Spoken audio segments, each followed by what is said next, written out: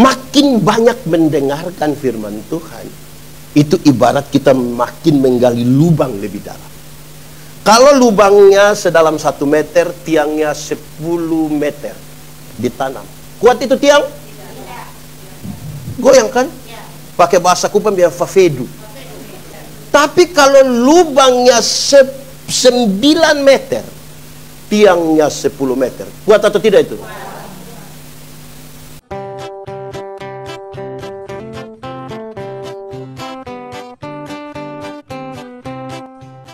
Saudara, shalom. Selamat pagi. Ada sukacita. Kasih salam yang di samping kiri kanan sedikit. Ucapkan satu kalimat yang tulus. Baik, saudara-saudara, ada banyak orang mendengar cerita tentang Tuhan Yesus waktu itu. Dan banyak orang pergi mengikut Yesus. Bukan saja para murid, tetapi orang-orang lain yang mendengar tentang Yesus juga pergi untuk mengikuti Yesus. Tetapi yang menarik adalah orang-orang yang mengikuti Yesus itu adalah orang-orang yang kecil. Paling banyak adalah orang-orang kecil. Mereka adalah orang-orang yang putus asa. Mereka orang-orang yang sakit. Mereka itu mungkin orang-orang yang penuh dengan masalah. Saya mau tanya dulu, saudara punya masalah? Nah, tidak usah omong, saya lihat ini muka masalah semua. Masalah ialah kesenjangan antara harapan dan kenyataan. Harapan menikah umur 28, kenyataan sudah 34. Ya masalah. Harapan lain kenyataan. Mereka ikut Yesus. Tapi yang menarik saudara-saudara, bahwa dalam pembacaan itu kita menemukan 1-2 hal yang menarik dari orang-orang banyak yang mengikut Yesus itu. Saya mencatat, karena poinnya sangat banyak, saya akan berbicara cepat-cepat saja. Saya bilang begini, pertama saudara-saudara, mereka ingin ikut Yesus untuk mendengarkan. Sama-sama 1, 2, 3, mendengarkan. Kasih tahu kawan di sebelah, 1, 2, 3. Kalau saya mau bicara tentang mendengarkan, mendengarkan itu harus dimulai dari orang yang mau untuk memberi diri. Tentang firman itu orang harus memberi diri dulu untuk mendengar. Kalau dia tidak memberi diri untuk mendengarkan, tidak bisa. Kenapa saudara-saudara? Tentang mendengarkan itu ada orang yang mau didengar tetapi tidak mau mendengar. Dia omong orang harus dengar, tapi orang omong dia tidak mau. Ada begitu di sini? Dia ibu-ibu atau bapak-bapak? Oh ya, kira-kira. Jadi dia omong orang harus dengar. Saya mau tanya, saudara-saudara pernah bertengkar suami istri tiap hari? Oh, saya sedih itu dengar. Tapi ya, saudara, ya tidak ada suami, tidak ada istri, bertengkar dia siapa? Oke, baik saudara-saudara. Kadang-kadang ketika kita bertengkar, banyak sekali kita tidak menyelesaikan masalah oleh karena orang tidak siap mendengar. Orang tidak siap mendengar. Kenapa? Orang hanya menunggu waktu bicara. Dia hanya menunggu waktu bicara. Omong di situ, dia tidak, tapi pas bicara dia harus bicara. Nah, itu jadi masalah. Ada orang, saudara-saudara, dalam gereja, saya tidak tahu gereja di Australia, tapi kami di Indonesia, ada banyak orang yang waktu rapat itu dia omong paling banyak, tapi kerja dia tidak ada. Ada juga begitu di sini. Kalau begitu kita sama. Kalau begitu ada yang ketika bertanya dia tanya begitu rupa sampai jawab kembali dia pun pertanyaan. Ada juga begitu di sini. Soalnya di mana ketidakmampuan menyiapkan diri untuk Tapi saya ingin menyampaikan lebih dari itu, saudara-saudara. Mendengarkan itu bagian yang harus diseleksi dengan baik, harus selektif. Kenapa? Karena apa yang kita dengar itu akan mempengaruhi tindakan. Kalau yang kita dengar haleluya, haleluya, haleluya, haleluya, maka tiba-tiba ada kaget, dia langsung haleluya. Tapi kalau yang dia dengar maki, waktu kaget, di sini ada yang biasa memaki, bisa tunjuk dia sedikit yang biasa. Karena yang dia dengar itu makian. Maka ketika kaget dia pasti, karena itu mesti selektif ini telinga untuk mendengar. Nah, saudara tahu bahwa teriakan dunia ini lebih kuat dari pemberitaan firman Tuhan. Sehingga banyak orang kalau dengar firman Tuhan itu tidak bertahan. Woi, kalau dengar firman itu, pendeta baru bilang, saudara-saudara yang Tapi kalau dia dengar yang dunia ini, wah itu dia. Ada begitu di Australia. Dia orang Indonesia. Dia faham apa itu? Maksudnya itu untuk mendengar. Nah, saudara-saudara, ini serius bagi kita. Kenapa? Selanjutnya mendengarkan itu seperti lubang untuk orang tanam tiang. Lubang untuk orang tanam tiang. Makin banyak mendengarkan firman Tuhan, itu ibarat kita makin menggali lubang lebih dalam. Kalau lubangnya sedalam 1 meter, tiangnya 10 meter ditanam. Kuat itu tiang? Goyang kan? Pakai bahasa Kupang biar fafedu. Fafedu gitu dia tuh. Karena lubang 1 meter, tiang. Tapi kalau lubangnya 9 meter, tiangnya 10 meter. Kuat atau tidak itu? Dengar, itu ibarat menggali lubang. Makin dalam itu lubang, tiangnya makin kuat, tidak terpengaruh. Tidak. Ini menarik saudara-saudara karena suara ini ada di mana-mana. Saya orang Timur, kami orang Timur dari TTS, Soe. Di sini ada orang Soe? Tidak usah angkat tangan karena kita muka sama semua. Itu tidak usah. Nah, kita. Nah, saudara-saudara, saya bilang di TTS, orang Timur itu kenal 2 macam bunyi gong. Orang Timur menyebut gong itu dengan sebutan sene. Bunyi gong yang pertama bilang begini, teng, teng, teng, teng, teng, teng. Itu bunyi lonceng gereja. Waktu dengar bunyi lonceng gereja, ada suami bilang dia punya istri bilang begini, Mama, Mama, pi kasih kita, engkau yang pergi. Kalau bunyi lonceng, teng, teng, teng. Tapi ada bunyi lonceng yang kedua, itu dia pun tempo lebih cepat.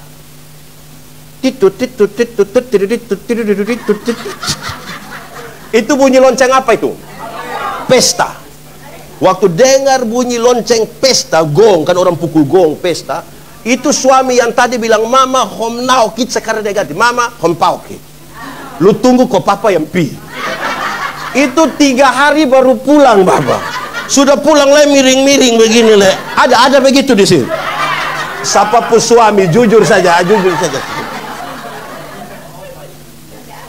Jadi teriakan pesta lebih kuat kita dengar daripada dengar panggilan Tuhan. Suaramu ku dengar memanggil. Nah, sudah tidak usah lanjut lagi. Kita dengar, bangun. Jadi memberi diri itu melatih kepekaan untuk dengar apa yang Tuhan. Kalau tidak kita dengar yang orang lain. Oh, di sini ada orang yang biasa omong orang. Ada dalam gereja sini ada. Dia duduk di muka atau di muka. Orang di Kupang itu, orang yang biasa omong orang itu dia datang, dia sampaikan 2 kalimat awal. 2 kalimat awal itu menarik. Pertama dia datang, dia bilang begini, sudengar ku belum. Itu bahaya itu. Ada yang biasa begitu dia. Yang kedua, itu kalimat dia ucapkan dengan lebih enak. Dia bilang begini, bukan kita mau omong orang. Bukan kita mau, padahal dijamin sama. Ada juga. Itu orang ada di sini. Pakai baju warna. Itu kita punya masalah itu. Jadi mendengarkan ini, jadi kita mesti periksa kita lebih banyak dengar apa. Kalau kita lebih banyak dengar suara Tuhan, panggilan Tuhan memberi pengaruh pada kehidupan kita secara rohani yang kemudian menggerakkan kita untuk hidup di dunia. Itu pertama, mendengarkan. Tapi yang kedua, di sana mereka pergi untuk disembuhkan penyakit-penyakit mereka. Orang-orang sakit ini butuh kesembuhan. Kemungkinan besar mereka sebelum datang kepada Yesus, mereka sudah coba untuk pergi di berbagai-bagai tempat, pergi ke orang-orang hebat, pergi kepada orang-orang pintar, tapi mereka tidak sembuh. Waktu dengar bahwa Yesus bisa menyembuhkan, sekarang mereka datang kepada Tuhan Yesus dan Tuhan Yesus sembuhkan mereka. Serius sekali hal ini untuk mengatakan saudara-saudara bahwa pengakuan tentang kesembuhan itu bahwa Tuhan Yesus itu menyembuhkan. Yesus itu dokter yang ajaib. Kami masih sekolah minggu di kampung suka menyanyi, Yesus, Yesus, dokterku yang baik. Nah, dan seterusnya. Kenapa begitu saudara-saudara? Dalam dunia modern ini, dalam perjalanan hidup kita hari ini, banyak orang sudah tidak lagi mengakui Yesus itu sebagai yang menyembuhkan. Sebagai pendeta, saya jalan-jalan di mana orang telepon, pendeta Yandi, singgah di rumah sakit dulu. Kenapa? Ini istri sakit, suami sakit, anak sakit, mertua sakit, pendeta singgah dulu. Pas kami sampai, dorang bilang, kamu diam, pendeta berdoa dulu. Pas kami habis doa, dorang langsung bilang, pendeta, ini obat. Saya bilang, kalau ini obat sebegini, kenapa susah berdoa? Ini dokter, kalau itu dokter sebegini, kenapa susah berdoa? Jadi kita punya mulut berbicara tentang Kristus yang menyembuhkan, tapi pengakuan kita lebih banyak kepada barang, kepada orang. Celakalah mereka yang mengandalkan manusia. Orang yang mengandalkan manusia akan berjumpa dengan satu kata. Saya mendefinisikan satu kata. Kecewa ialah karena terlalu berharap kepada manusia. Siapa yang terlalu berharap kepada manusia akan berjumpa dengan satu kata yang namanya kecewa. Kalau kece saja tidak apa-apa. Tapi kalau tambah, saudara pernah kecewa? Nah, tidak usah omong, saya sudah lihat. Karena terlalu berharap pada manusia. Manusia siapa yang dia pun tugas setiap hari memuaskan kita punya keinginan? Tidak mungkin. Saudara bayangkan kalau kita hidup di dalam gereja bersama dan tidak mengandalkan Tuhan, kecewa nanti paling banyak. Sudah kasih tengit manusia kodong sendiri.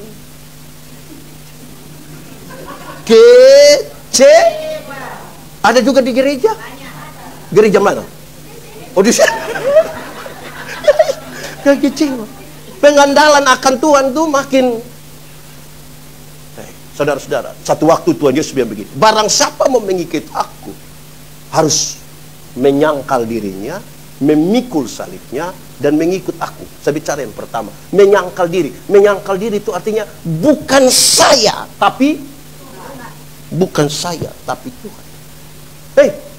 Siapa yang bangun itu gereja itu?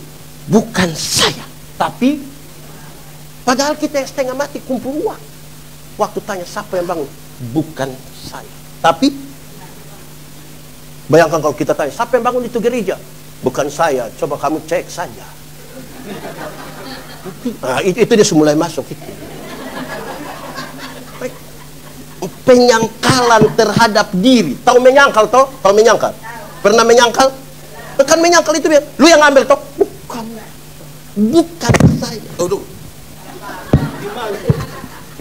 Beta terlalu semangat ini. Bukan saya, tapi penyangkalan terhadap diri. Nah, saudara, saya ini lahir besar di Soe. Kalau saya cerita tentang Soe, saudara percaya atau tidak? Percaya atau tidak? Saya lahir besar di Soe ini. Kalau cerita tentang Soe, saudara percaya? Kalau saya lahir besar di Soe, tapi lebih banyak cerita tentang Darwin, saudara percaya? Kenapa tidak percaya? Tapi kan saya pernah datang 5 hari, toh. Apa yang saya maksudkan? Banyak orang mulutnya berkata tentang Tuhan, mengaku tentang Tuhan, tetapi dia pun pengakuan itu lebih kepada barang lain. Contoh. Di kota besar pasti tidak. Saya pakai contoh mengingat di kampung. Ini orang tiap hari Yesus, Tuhan Juru Selamat. Sakit sedikit pasti orang bikin. Pasti itu nenek di sebelah, pasti itu nenek. Woi, itu nenek terlalu. Loh, kalau kita Yesus baru bilang setan yang bikin. Mulut bicara tentang Tuhan, pengakuan kita tentang setan. Nah, ini anak Tuhan atau anak setan? Nah, itu kita persoalan. Jadi saudara-saudara, pengakuan terhadap Tuhan yang bagaimana? Tuhan bisa pakai apapun, pakai dokter, pakai perawat, pakai daun kayu, pakai aku, untuk semua. Jangan sampai kita menggantungkan harap kita salah kepada Tuhan. Amin. Nah, ketiga, mereka disembuhkan dari roh-roh jahat.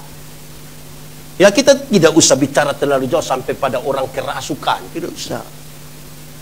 Tapi roh jahat ini sangat berkaitan dengan otak yang sudah diisi dengan kejahatan, hati yang diisi dengan kejahatan, mata yang diisi dengan kejahatan, semua pikiran itu yang jahat.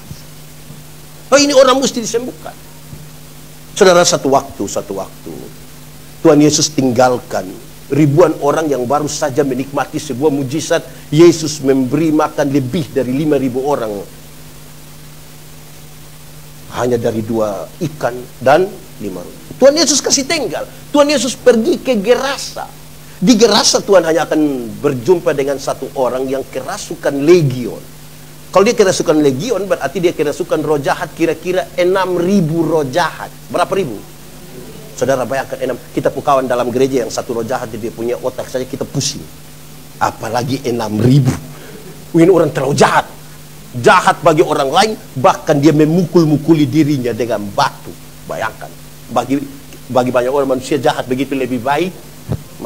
Tapi Yesus datang. Waktu Yesus sampai, Yesus mau turun dari perahu, roh jahat itu bilang begini, Yesus anak Allah yang hidup, apa urusanmu dengan kami? Rupa-rupanya roh jahat juga kenal nama Yesus. Jadi kalau orang Kristen baru sekedar mengenal dan menyebut nama Yesus, dia belum lebih hebat dari roh jahat. Kok roh jahat itu kenal? Injil Markus mencatat, di daerah itu ada penjaga-penjaga babi, sementara jaga babi kira-kira 2.000 ekor. Roh jahat meminta supaya masuk ke dalam babi-babi itu. Yesus biarkan dan matilah 2.000 ekor babi.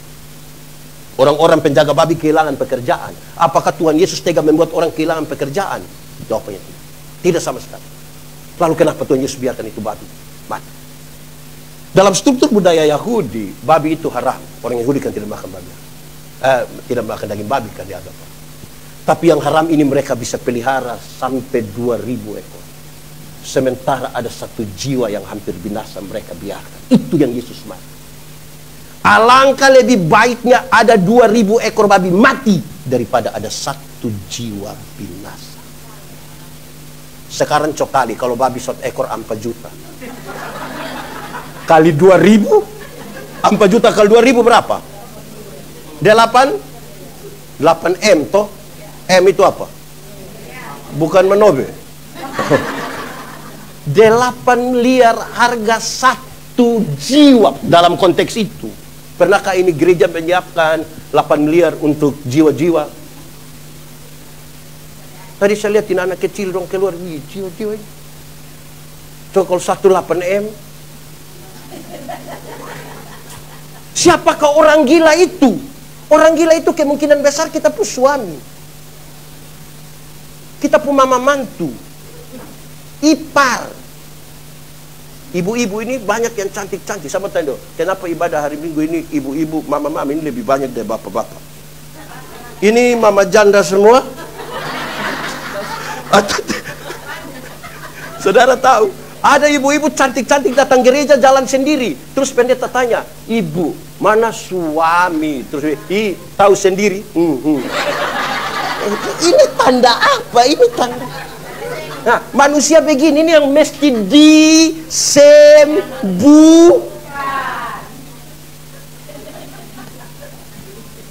Ada suami yang dulu masih muda di Indonesia, saya kan tidak tahu di Australia. Oh, ada juga ya. Ada suami di Indonesia dulu masih muda, masih pacaran, rajin jemput dia punya pacar bawa ke ibadah. Sudah nikah, dia tidak ikut gereja. Pendeta datang tanya, Bapak, kenapa kasih tinggal mama pergi ke gereja? Terus dia jawab, pendeta, waktu pendeta kasih nikah saya dengan istri, kami dua telah menjadi satu. Jadi istri kalau sudah pergi sama juga dengan saya. Memangnya kalau istri sudah makan sama dengan suami suka kenyang?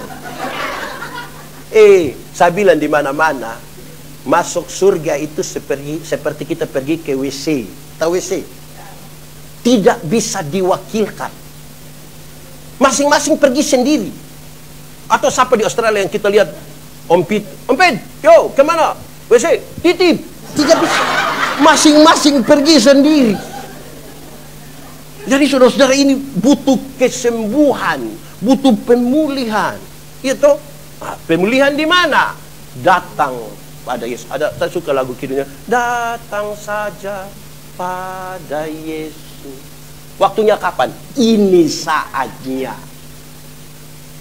Ini saatnya.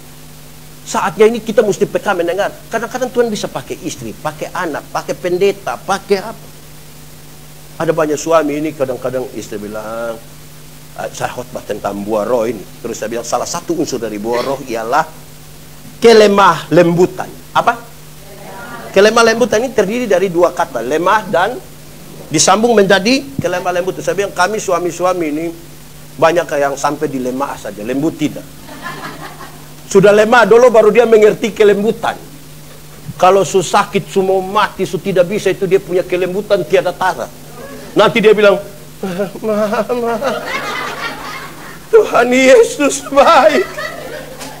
Tuhan pakai mama. Itu kalau ada lemah.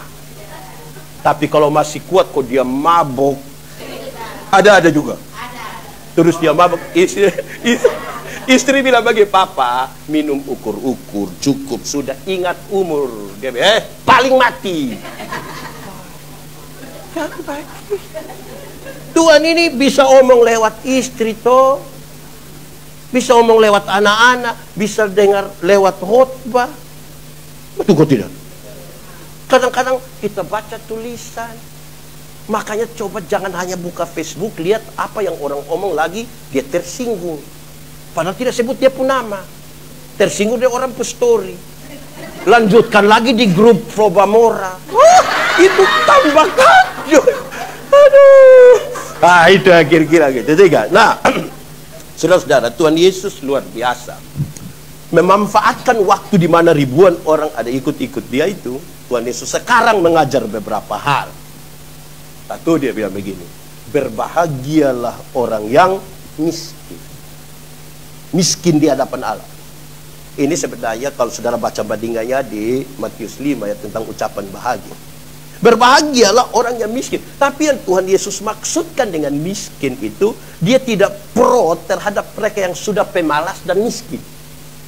Tuhan Yesus tidak suka orang pemalas, miskin. Saya bilang di anak-anak nona dong di Kupang yang masih pacaran, saya kasih tahu dorang, saya anak nona dorang, kamu punya nyong dong yang tiap hari hanya mabok judi, terus tiba-tiba dong bikin story bilang semua akan indah pada waktunya. Putus. Apa yang indah dengan mabok judi, akan indah apa? Apa dia pun indah? Saya bilang kamu jangan andalkan itu laki-laki punya ada God sedikit di sini. Jangan andalkan. Besok-besok bukan satu God, semua God, kosong. Akan selesai, akan hilang. Nah, kalau begitu saudara-saudara, sekarang Yesus mau bicara tentang kemiskinan. Orang miskin ini kan, dia butuh sesuatu, kan terbatas toh, dia butuh sesuatu. Tapi bandingnya dari ayat-ayat tadi, walaupun kamu miskin, berharaplah pada Tuhan. Harap akan Tuhan. Hai. Ini sumiskin lain tidak harap Tuhan. Sumiskin lain tidak harap Tuhan. Nah mau karena dia mesti berharap pada kekuatan Tuhan. Kita percaya bahwa Tuhan mampu untuk menolong kita. Kenapa? Kadang-kadang kalau kita sudah jadi orang berada, kita jarang berdoa. Ada orang itu, satu waktu Tuhan Yesus bilang begini. Dalam nasihat Rasul Paulus kepada jemaat di Efesus.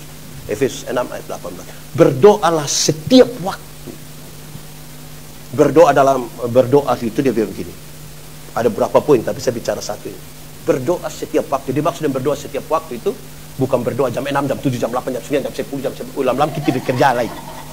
Tapi yang dimaksud berdoa setiap waktu adalah satu, berdoalah waktu sakit, berdoalah waktu sehat, berdoalah waktu susah, berdoalah waktu senang, berdoalah waktu gagal, berdoalah waktu sukses.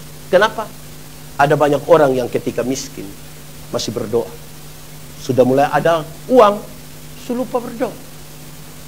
Ada yang masih tetap berdoa. Nah, ini Tuhan kasih tahu sekarang. Berbahagialah mereka yang miskin. Ini tahu, wah, dia tidak ada apa-apa. Dia tidak ada apa-apa. Tuhan, Tuhan yang tahu. Engkau sumber. Orang miskin itu dia akan tahu bersyukur. Itu bahagia. Bersyukur itu adalah cara terbaik menikmati hidup. Kenapa hati manusia ini selalu ada kosong karena tidak puas? Seluruh isi dunia ini taruh di hati manusia tetap kurang karena manusia tidak puas. Dulu jalan kaki di Kupang, dia berdoa, Tuhan, tolong kasih sepeda satu. Tuhan kasih sepeda satu, dia naik 2-3 bulan dia berdoa, Tuhan, naik sepeda memang enak tapi tanjakan di Oeba. Itu betis mau patah. Jadi engkau punya mau, kalau bisa motor satu. Tuhan kasih motor satu. Dia naik 5-6 bulan dia doa lagi, Tuhan, naik motor memang enak Tuhan, tapi saya punya istri berat 80. Anak 3 orang baru montok-montok semua. Setiap kali motor bunyi, dorong 4-4 mau naik jadi motor bawa masalah baru di kampung rumah. Engkau pun mau? Oto satu Tuhan. Tuhan kasih mobil satu. Naik 1 tahun dia berdoa, Tuhan, oto su enak. Kami semua naik. Tapi anak nona yang pertama su kawin orang Rote dan tinggal di Rote. Masa mau pirote pakai oto? Kapal feri satu dia pirote sana, lihat cucu, lihat anak mantu. Pulang dia berdoa, Tuhan, naik feri memang sampai Rote tapi puku apu. Jadi engkau punya mau? Helikopter saya itu. Nah, jadi tolong bersyukur toh. Kau miskin lebar tidak tahu bersyukur, tiap hari hanya mengeluh. Orang tiap hari mengeluh itu dia kalau ketemu pendeta dia hanya patah leher saja baru dia bilang, pendeta, hidup ini terlalu susah. Nah, engkau mati sudah kalau memang itu terlalu. Ada mengeluh tapi hidup. Kalau terlalu susah pasti sudah. Ini hidup semua.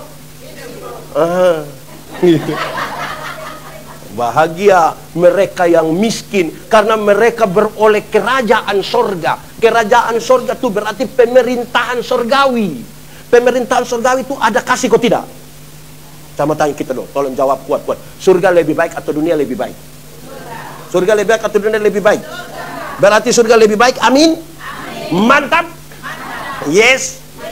Kalau begitu siapa mau pergi sekarang? Ada yang mau pergi sekarang? Ini kok mau tinggal di tempat mana sebenarnya ini? Pendeta, saya belum pergi karena belum waktu Tuhan. Oke, saya belum pergi ke surga karena belum waktu Tuhan. Tapi tanda-tanda kerajaan surga mesti sudah terjadi di tempat saya. Pemerintahan Allah kalau memerintah dalam gereja ini, Allah memerintah di rumah di mana kita tinggal kan ada kasih toh, ada damai. Bosan tidak usah takut kalau kamu tinggal dalam pemerintahan Allah karena kemiskinan itu bukan hal yang telah. Kalau kita baca surat Roma dia kasih tahu, kalau anaknya saja dia mampu berikan kepada kamu, apalagi hanya oto. Tidak bisa dibandingkan. Nah, itu saya harap kepada saya. Tapi dia lanjutkan. Berbahagialah orang yang lapar. Kalau kita baca Matius, lapar dan haus akan kebenaran. Saya mau tanya, pernah lapar? Atau ini orang di sini tidak makan? Hanya makan waktu. Saudara, saya mau tanya, saudara punya pengalaman. Kalau tengah malam mau tidur tiba-tiba lapar. Cari makan atau tidur terus? Mau tidur tiba-tiba haus. Tidur atau cari air? Berbahagialah mereka yang lapar. Kalau kita baca dalam Matius, berbahagialah mereka yang lapar dan haus akan kebenaran, karena mereka akan dipuaskan. Kalau kebenaran itu sudah dilakukan seperti lapar dan haus, kita lapar ini tidak ada orang suruh, kita cari. Kita haus ini tidak ada orang suruh, kita cari. Kalau kebenaran itu kita sudah jalani seperti lapar dan haus, pasti dipuaskan. Amin. Kalau ke gereja ini tidak ada orang paksa, kita datang karena memang kita haus, pasti akan dipuaskan. Nah, banyak yang datang karena terpaksa. Terpaksa. Itu susah. Kapan mau puas? Karena itu lapar dan haus akan kebenaran. Kebenaran dalam Alkitab punya 3 dimensi. Saudara, banyak orang merasa tinggal dalam kebenaran, padahal belum tentu. Karena kebenaran dalam Alkitab punya 3 dimensi. Dimensi pertama dari kebenaran itu adalah legalitas. Apa itu? Legalitas. Ikut aturan. Semua bentuk pelanggaran terhadap aturan Tuhan tidak mau. Pelanggaran legalitas yang dibangun di atas pulihnya hubungan manusia berdosa dengan Tuhan. Ini ibarat, kalau saya bicara Kupang saja kalian banyak orang Kupang. Kalau saudara naik motor di Kupang, naik motor, saya tidak pernah beliau naik motor di sini, saya om di Kupang. Naik motor di Kupang, pakai helm, ada SIM, STNK ada, lampu ada, kaca spion ada operasi lalu lintas di situ. Berani pergi atau tidak? Berani. Tapi coba, helm tidak ada, lampu tidak ada, kaca spion tidak ada, STNK tidak ada, SIM tidak ada. Ada operasi lalu lintas, berani pergi? Kenapa tidak berani? Tapi kan kita om polisi toh. Bisa juga. Itu. Kalau kita ikut aturan, dorang operasi di situ, kita pergi toh. Masuk di situ, polisi tidak tahan, kita putar kembali. Polisi bilang, kenapa kau putar? Pak, tolong periksa saya. Kan saya ikut aturan. Legalitas yang dibangun di atas pulihnya hubungan. Kedua, saudara, kebenaran itu punya dimensi moralitas. Punya dimensi apa? Moralitas itu kesatuan antara pikiran, perkataan, perbuatan. Ada integritas di sana. Orang tanya saya, kami diskusi tentang ilmu berkhotbah, orang tanya saya, Pendeta Andi, khotbah yang baik itu yang bagaimana? Sebenarnya kau maksud apa? Khotbah yang baik itu tulis atau tidak tulis? Berapi-api atau berair-air? Saya bilang khotbah yang baik itu bukan soal tulis atau tidak tulis, bukan soal berapi-api atau berair-air. Khotbah yang baik itu omong apa, buat itu. Jangan omong lain, bikin lain. Ada yang lebih parah, pikir lain, omong lain, bikin lain. Hasilnya kelainan. Saudara, kalau ketemu orang kelainan itu kan tidak sinkron, tuh ini pilain. Moralitas. Ingat, semua yang kelihatan baik belum tentu dibangun di atas motivasi yang benar. Ingat, tidak semua senyum tulus. Senyum itu baik tuh, belum tentu tulus. Kita datang, kita bilang, selum, kita selewat por separuh. Kelihatan. Saya berkhotbah di banyak bank di Indonesia. Saya bilang begini, ini ibu-ibu yang kerja di bank ini cantik-cantik semua. Mau lihat jauh tuh, lihat dekat tetap cantik. Dorang pakai pakaian bagus-bagus lagi. Kerja di ruangan tertata rapi lagi, ber-AC lagi. Kita pergi di bank ini macam kita tidak mau pulang. Macam kita mau lihat-lihat dorang terus begini. Baru naik tangga terakhir dengan santun dorang bilang begini, selamat siang, ada yang bisa kami bantu? Terus saya tanya dong, ibu-ibu, siapa di antara ibu-ibu yang bangun pagi, lihat suami pas bangun terus dia bilang, selamat pagi, ada yang bisa kami bantu? Jadi kebaikan itu punya moral. Amin toh? Harus bermoral. Amin toh? Ketiga, kebenaran itu punya dimensi sosialitas. Punya dimensi sosial. Sosialitas itu kepekaan untuk turut mengambil bagian dalam penderitaan orang lain. Solidaritas. Kenapa Tuhan Yesus mau mati bagi saya? Karena dia solider dengan saya. Solidaritas. Saya bilang kami pun orang tua don di kampung ini, di Kupang dan sekitar. Solidaritas kita bermasalah. Pernah belanja, yang pernah libur di Kupang dong ini. Saya mau tanya, pernah belanja di swalayan di Kupang? Pernah? Pernah tawar di swalayan? Tidak pernah toh. 99.900 pas dia sampai 100.000 dia kasih. Orang kasih kembali gula-gula 1 ribu, kau dapat saja. Tapi pagi-pagi ada nenek-nenek jual sayur. Ini nenek terlalu susah. Mungkin pulang jual sayur dia sudah mati. Itu tawar atau tidak? Tawar. Nah itu. Di orang kaya tidak tawar, di orang miskin ini dia tawar mengerikan. Dia tanya, nenek, yuk sayur berapa? Ini nenek senang. Ini nenek bilang 3.000. Dia sengaja kaget. Hah? 3.000? Bisa 9.000? Kadang-kadang tambah satu kalimat di belakang. Bisa 9.000 kok nenek tanam sendiri juga. Itu kalau saya yang jual, saya bilang, ibu bawa gratis saja, bawa gratis. Tawar sayur 3.000 jadi 9.000, tapi turun dari Innova. Handphone 2. Rantai salib berat mungkin 300 kilo. Tawar sayur 3.000 jadi 9.000. Kalau nanti di Kupang, tawar sayur kebalik dari itu. Tanya itu nenek, sayur berapa? 3.000. Maaf, bisa 3.000? Kalau tawar sayur 3.000 jadi 3.000, hanya 3 kemungkinan.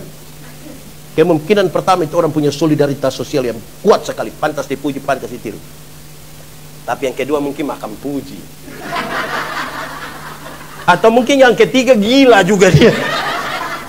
Nah, saudara lihat, kebenaran yang seperti ini, yang legal, moral, dan sosial, kalau dilakukan seperti lapar dan haus yang tidak ada orang perintah kita lakukan, engkau akan dipuas. Engkau akan dipuas. Nah, itu luar biasa toh. Nah, sekarang coba periksa betul diri, kita ada lakukan itu tuh seperti lapar dan haus atau tidak? Itu menjadi sulit. Yang berikut, saudara-saudara, kemudian Tuhan Yesus lanjutkan,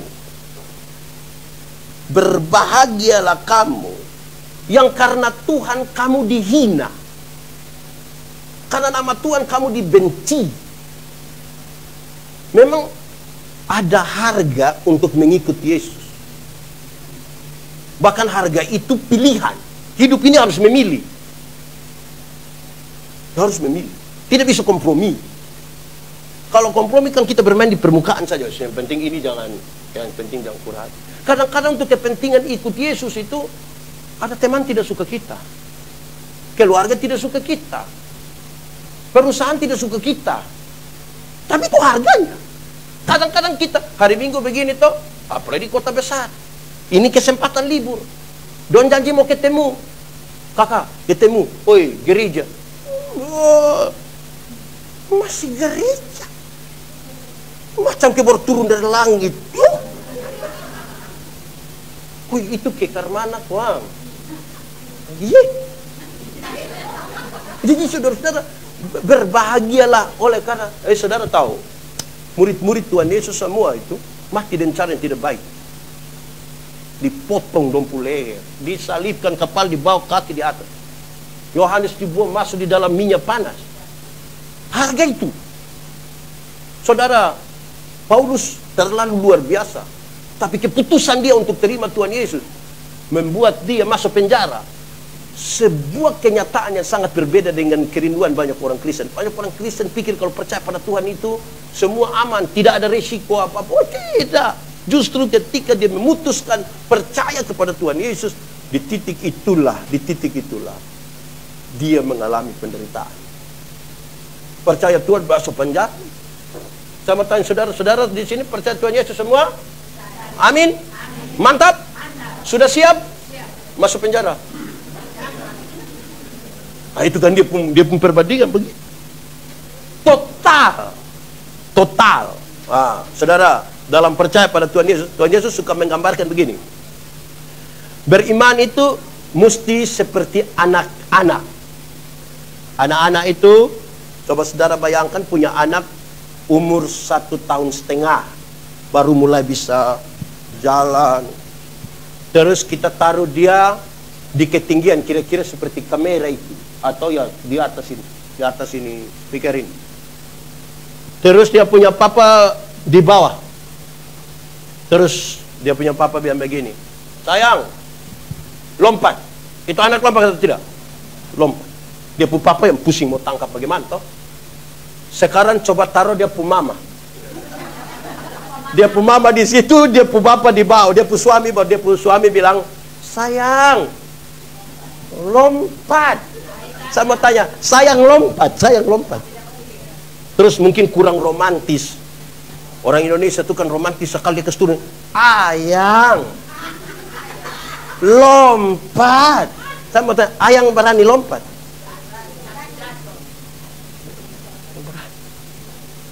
Susah itu. Yesus bicara tentang totalitas percaya itu kadang-kadang membuat kita menangis. Dulu waktu masih aman, belum percaya Yesus, tidak rajin gereja, kok kita rasa hidup aman. Uang bisa ada tiap waktu, kemana-mana, pertemanan mantap. Loh kenapa ambil keputusan percaya Tuhan, aktif di gereja? Justru penderitaan dimulai di situ. Itu dia soal di situ. Akhirnya banyak orang memilih untuk mundur. Kalau percaya Tuhan macam begini saya tidak mau. Itu butuh cinta yang lebih. Cinta. Saudara pernah mencintai? Atau orang di sini sudah tidak cinta, yang penting cinta itu kan memaksa kita bisa berjalan melewati batas. Saya dulu melayani di Alor, jalan kaki. Saya melayani di satu tempat yang sangat susah air. Kami hanya tampung air hujan untuk pakai di musim hujan, sepanjang musim itu sampai musim hujan berikutnya. Kalau kita tampung dari rumah yang pakai seng, atapnya dari seng, oh itu aman. Tapi kalau dia atap dari rumput, oh itu kita tidak butuh daun teh. Dia warna jelas. Satu waktu ibu pendeta mau pergi lihat saya ini, saya pikir dalam hati, untuk ini nona ini, kira-kira kita mau kasih minum apa ini? Saya jalan kaki 24 km hanya untuk beli air mineral 600 ml.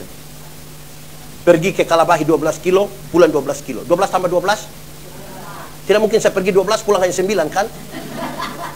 Di perjalanan pulang di 3 km terakhir, sambil pegang-pegang ini air mineral, saya bayangkan, kenapa saya saja minum itu air hujan, tapi untuk ini perempuan kok saya bisa jalan? Karena apa coba? Karena apa coba? Cintaku akan Tuhan menghancurkan tubuh.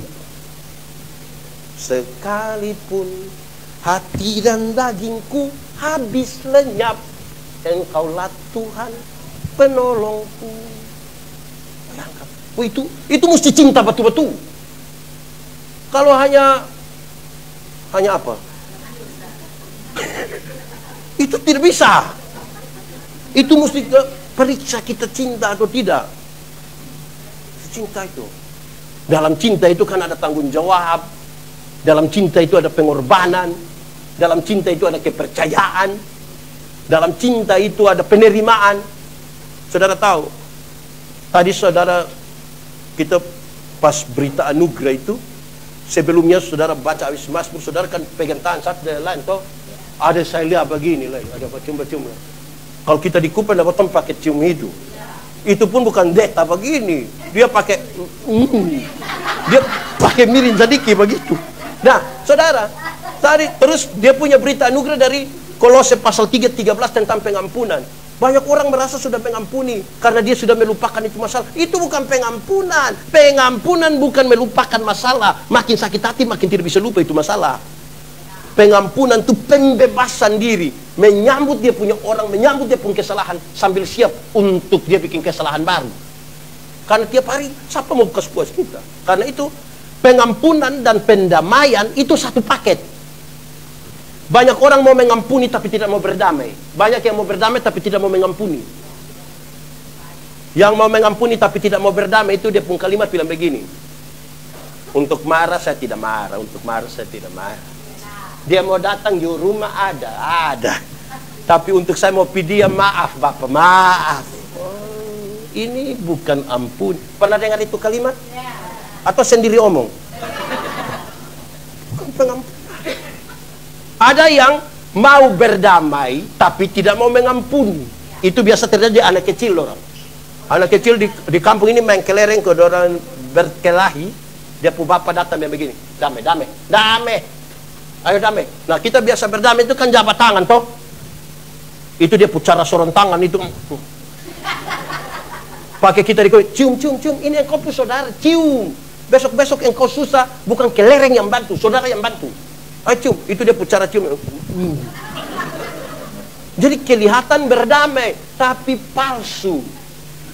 Nah, bayangkan kalau kita di gereja nih, rasa aman-aman, padahal ada kepalsuan di sini.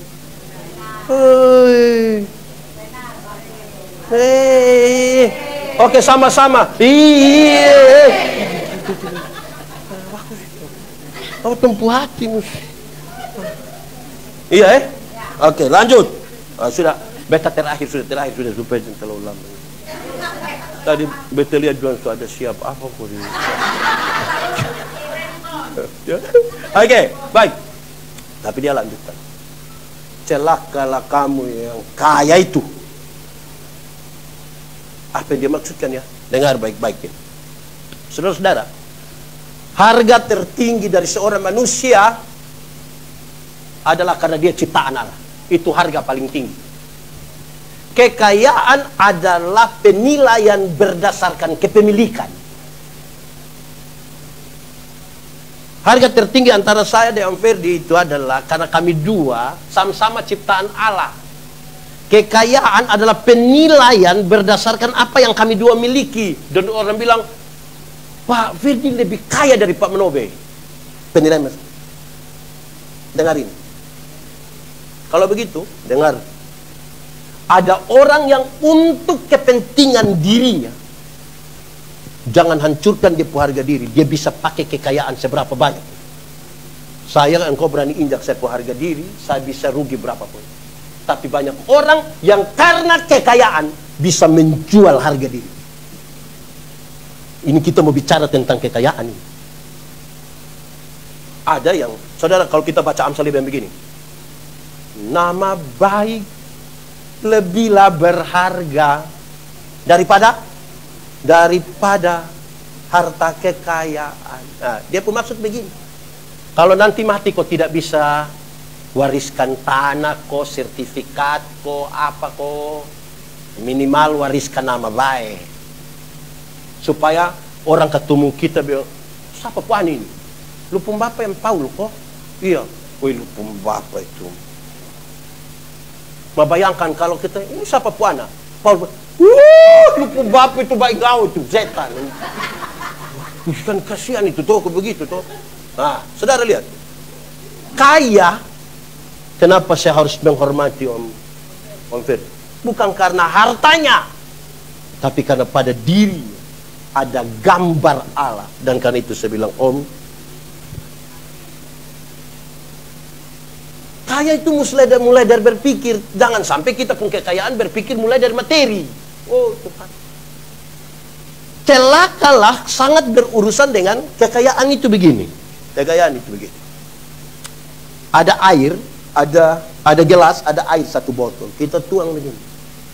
Sudah penuh dan dia meluber kemana-mana. Itu kaya. Berkat-berkat yang Tuhan percayakan bagi kita sudah bisa memberkati orang lain, itu kaya.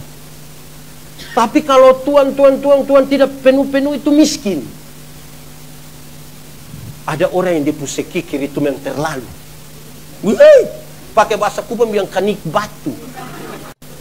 Bahkan dengan Tuhan pun dia sikikir. Saya tidak tahu di sini. Saya pernah khotbah satu orang tua, dia kan kasih persembahan begini. Saya bilang, Bapak, kenapa sampai lipat itu tangan begitu? Dia bilang, pendeta, kalau tangan kanan memberi, tangan kiri tidak boleh tahu. Saya bilang, iya, tapi saya tahu. Pendeta tahu apa? 1000. Jadi begini. 100 tidak mungkin begini. Begini. Sudah begini lagi pakai sengaja batuk.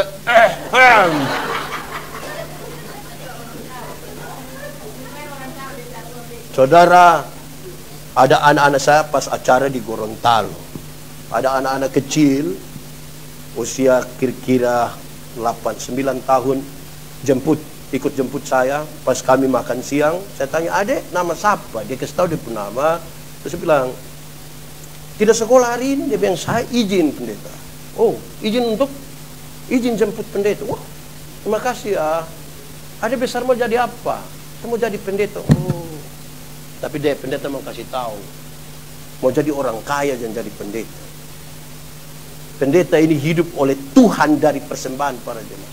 Kalau persembahan itu dalam rupa uang, yang uang-uang yang proklamator yang warna merah itu jarang masuk. Yang paling banyak masuk itu yang pati murah, pejuang. Kenapa itu pati murah pegang pedang begini? Karena banyak yang mau ramas-ramas sampai mau patah itu pati murah.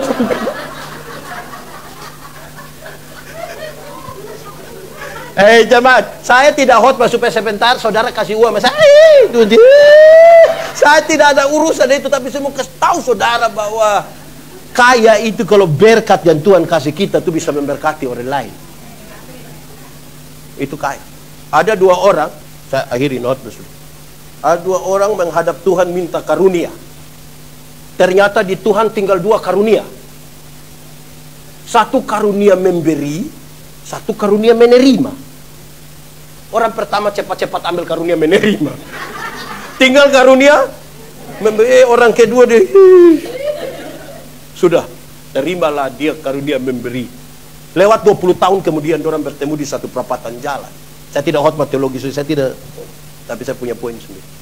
Yang punya karunia memberi itu ada duduk di mobil mewah, satu tanda sukses itu. Yang punya karunia menerima itu dia ada duduk minta-minta di sini. Durang dua waktu baku lihat begini, dia, perasaan kan itu hari Bu dapat karunia memberi. Kenapa sekarang kau lebih sukses dari saya? Dia jawab begini, kawan, karena Tuhan Allah tahu saya selalu harus memberi, maka kepada saya Tuhan berikan lebih. Karena kau mau kasih orang kau tidak punya ini, Tuhan yang kasih nanti lihat. Tapi kawan ini kan karunia menerima, jadi mana-mana hanya begini. Saya tidak tahu di gereja ini lebih banyak karunia. Jangan ngomong. Lebih banyak karunia apa ini? Kadang-kadang kita menanyakan, "Hei, saudara, saya baca satu artikel, pas di pesawat ada artikel satu yang saya baca, sekiranya dia cukup memberkati antara manusia dan uang. Di satu tempat makan, ada orang makan. Oh, betul, kalau di tempat makan orang makan. Oh, kalau di tempat makan orang tidur kan tempat tidur dia pun apa. Ada orang makan. Ada pengamen di situ. Ini pengamen ini, pas orang mau makan, dia datang menyanyi seadanya, cepat-cepat saja. Ku ingin saat ini engkau. Terus lagu belum habis, dia suruh angkat dia pun tempat uang tuh goyang-goyang. Orang kasih uang berapa? Ini saya pakai uang rupiah, 500, 1000, 2000. Di tempat makan yang lain ada orang makan, ada pengamen. Tapi pengamen yang kedua ini dia datang mampir di meja-meja, dia bilang, "Pak, Ibu izin boleh saya menyanyi?" Oke. Boleh. Mau minta lagu apa biar saya menyanyi? Bang kasih tahu lagu, dia main musik, dia menyanyi. Habis itu dia tanya bagaimana? Baru dia kasih keluar dia punya uang. Dia dapat 5.000, 10.000, 20.000. Di tempat makan yang lain ada juga makan, ada pengamen, tapi pengamen satu ini dia tidak pergi ke siapa-siapa. Dia duduk di pojok sana. Ada banner, di bawah itu banner itu dulu masih ada kepingan-kepingan CD. Di banner itu tertulis begini, hasil penjualan dari kepingan-kepingan CD ini akan dipakai 20% untuk membantu pendidikan di satu daerah di pedalaman. Habis makan ada yang tanya, berapa satu kepingan CD? Dia 50.000. Ada yang minta satu, ada yang minta dua, ada yang minta dia pun nomor rekening. Dia dapat di atas 50.000. Saudara lihat, sama-sama di tempat makan, sama-sama menyanyi, tapi pendapatan berbeda. Kenapa? Dia mengulas. Di tempat makan yang pertama, dia menyanyi seadanya, dapat uang-uang kecil itu, karena dia hanya memandang uang dengan mata kepala. Orang yang memandang uang dengan mata kepala saja, ukuran-ukuran dia hanya uang.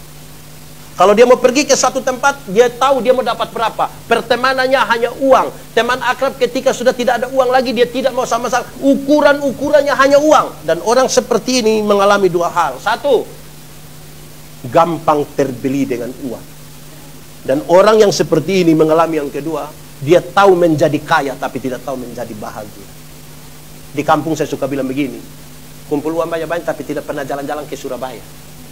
Nanti satu saat di Surabaya baru dia telepon, pendeta, yo, saya di Surabaya, enak kok pesiar-pesiar. Tidak pendeta, lalu saya di rumah sakit Dr. Sutomo, Bapak. Dan sudah dapat rujukan, lalu berhappy. Ukurannya uang kecil. Kedua, di tempat makan yang kedua, kenapa dia dapat lebih banyak? 5.000, 10.000, 20.000. Karena dia tidak sekedar memandang uang dengan mata kepala saja, tapi dia memandang uang dengan mata dan otak. Dia mengeksplor seluruh talenta, karunia, apapun yang Tuhan berikan. Kan dia berani tanya ibu, bilang, ibu, saya menyanyi lagu apa? Kan dia mesti latihan semua lagu. Bayangkan kalau dia tanya ibu, ibu, saya lagu apa? Terus ibu bilang, Wil anak kasyam kain. Nah, dia mau menyanyi tak? Hanya orang Wenlasi yang tahu itu, nak kemana? Dia mesti tahu. Nah, itu berarti dia mesti belajar. Nah, tempat makan yang ketiga, kenapa dia dapat lebih banyak? Di atas 50.000. Kenapa? Karena dia tidak sekedar memandang uang dengan mata dan otak saja, tapi dia memandang uang dengan mata, dengan otak, dan dengan berbahagialah. Kalau tidak, celakalah dia. Yang tertawa senang-senang dengan kekayaan yang tidak jadi berkat, celakalah. Tuhan memberkati kita. Kita tunduk kepala sedikit di hadapan Tuhan.